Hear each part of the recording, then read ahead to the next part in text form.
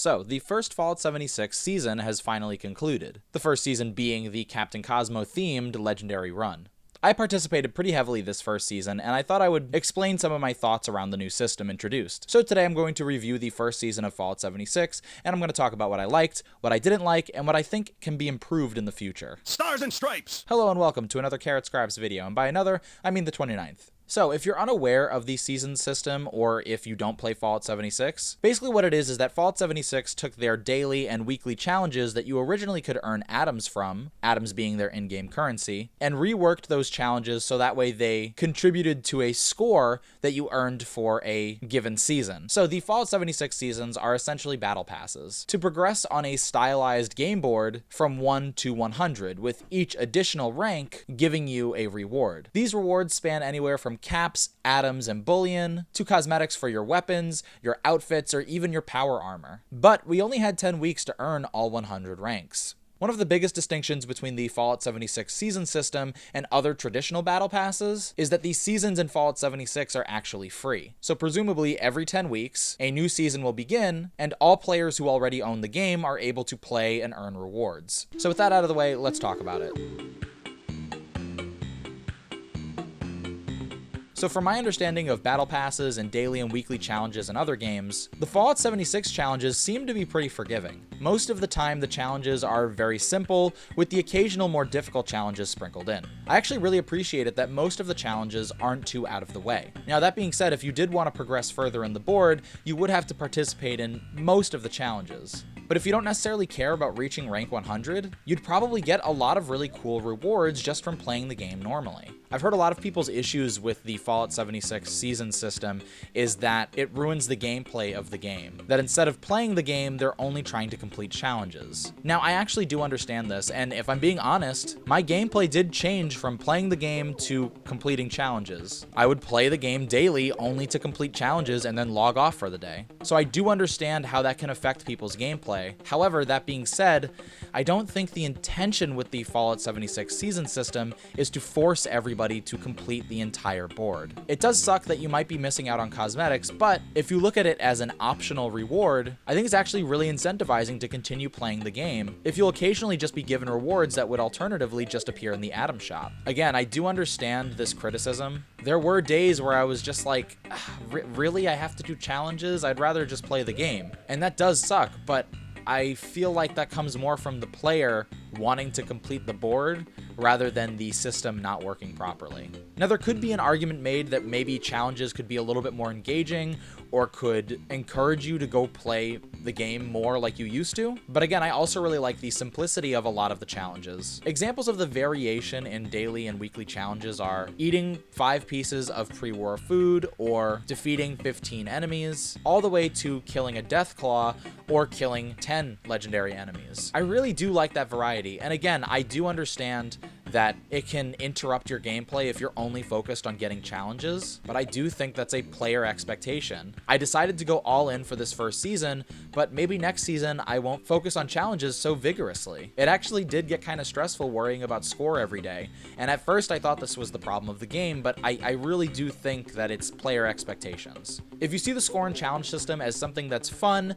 that rewards you for playing the game normally, then I think you'll be really happy with a lot of the cosmetics that you get. Just remember that the grind is optional. You don't have to do that. So again, I played the game pretty religiously. I completed most of my challenges and played daily for a while, give or take like 7 days. So my only suggestion to make people feel a little bit better about the system is to potentially change the score requirement to get to 100. I like to think that I was playing pretty regularly and focusing on challenges specifically a lot, but I only made it to rank 91. I chose to pay atoms to rank myself up the extra 9. And I know there are other people who made it to 100 before me, but if I only made it to rank 91 and I, again, was playing regularly in my opinion, I think maybe more general players would feel a little bit more excited about the season system if the score required to get to 100 was just a little lower. Not a lot, just a little bit. Now let's talk about the other controversial thing about the season system. The fact that after the first 2 weeks of the season being live, you can pay atoms, which is the in-game currency, so you can skip the whole grind itself and pay real-world money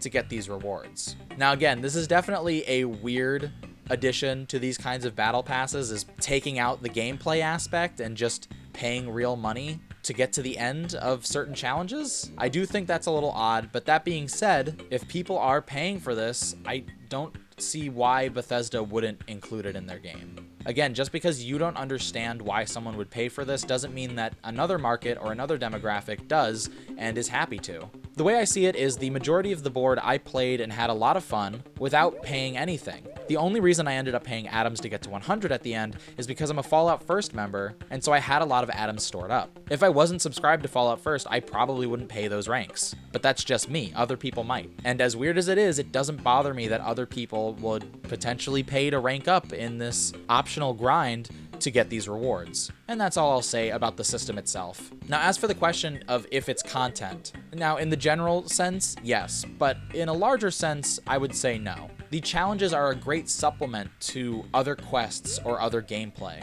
I really love its addition, and I was really excited to play it when it first came out, and that excitement sustained for a very long time. However, like I said earlier, there was a point where I did get kind of fatigued from just completing challenges every day. So no, I don't think this is content that can replace the Wastelanders story, or like a side quest, or the main story of the original Fallout 76 game. I think we're just too addicted to completing and earning everything. And that's okay. If you're that kind of player, that's cool. You can focus on that. I assume that most people who are those kinds of players who want to grind and complete everything are the ones who have already completed the story. But for those who are playing the game for reasons other than the season system, I think these seasons are a really good reward. It just depends on your investment in the board itself. I also really liked how often we got to play with double score. Anyway, that's all I have to say about the season system itself. Let's talk about the specific rewards on the board.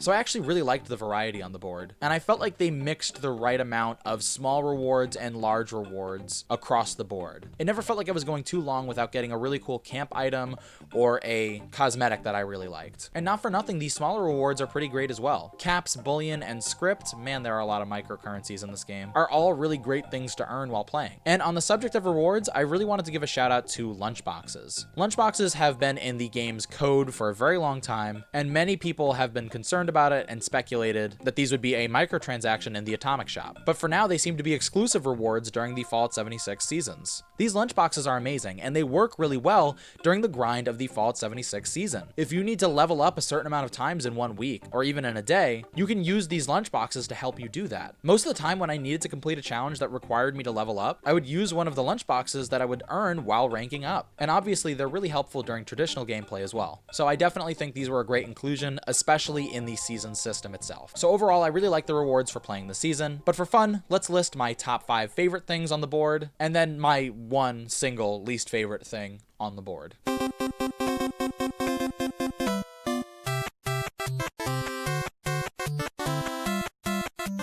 This is just how I decided to organize my thoughts. I don't know. Anyway, so number 5 on my top 5 rewards on the Legendary Run board is the board itself.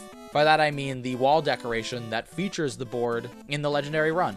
This is the number 100 reward, so it's a little bit up there. But as a collector, I think it's really cool. I really love the artwork, and I'm happy to have something that represents my grind for so long. This is just me personally. I think it's really awesome. Again, I love the artwork. I think it looks really cool, and I love that I can use it in game. Number 4 is the Astro suit.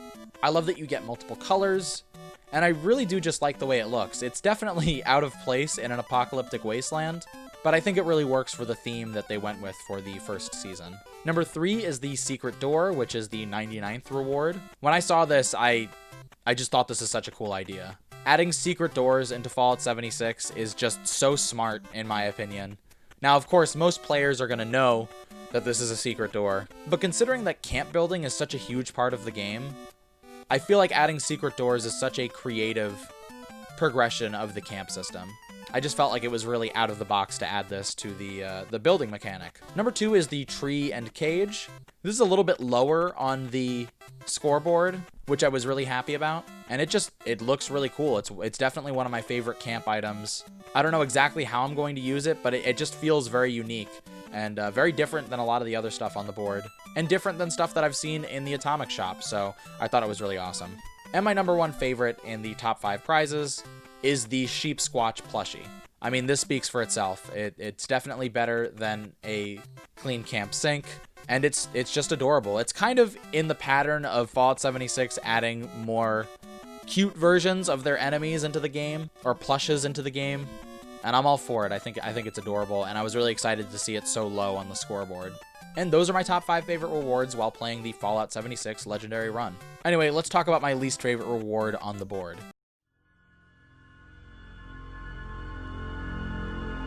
This prize definitely goes to the ghillie suits. Now, first of all, I'm just not really a fan of this aesthetic. I don't really care for it, so it already doesn't catch my attention to add the ghillie suit as a reward. But the other thing is that there's not just one ghillie suit, there's like a whole ghillie outfit that you earn rank by rank throughout the board. And if there was anything I was not excited to see, it was another ghillie suit cosmetic added to my inventory. The other thing that bothers me about the ghillie suit being in this season was that we've already seen ghillie suits in the past. This isn't brand new added to the game, it just felt kind of like a rehash. Out of all of the rewards, it felt the most lazy to add to the board. Not to mention the fact that, in my opinion, it doesn't really fit the theme, although I was glad that not everything was according to theme. But yeah, so the ghillie suits was my least favorite. But there is one more important thing to talk about when it comes to the season system, and that is that a lot of the cosmetic rewards just weren't working properly. And not just the cosmetic rewards either. First of all, the ammo machine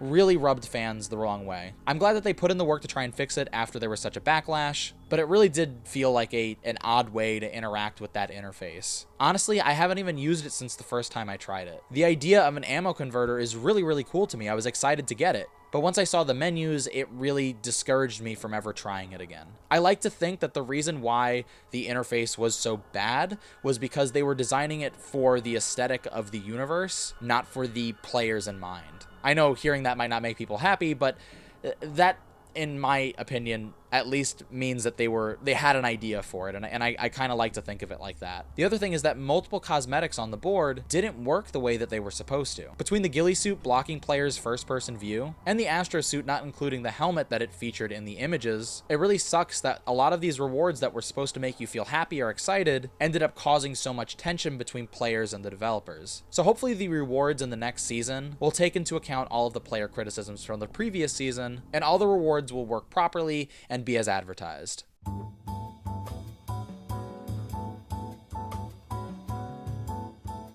So in conclusion, I really did love the season system. I think it's really great as a supplement to reward players for playing your game. I like the simplicity of a lot of the challenges, and I appreciate that there are more difficult challenges sprinkled in, and I really like the rewards themselves. As for suggestions moving forward, I think the score requirement to reach level 100 can be adjusted just a little bit lower, but just a little bit. I think that daily challenges should stay at 9 instead of 7.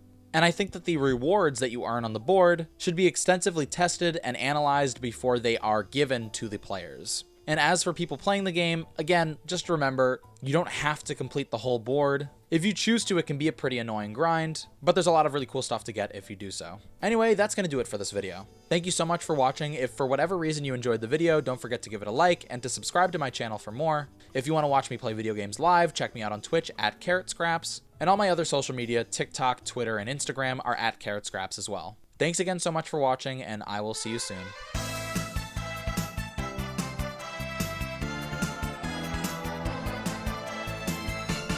So some honorable mentions on the prizes.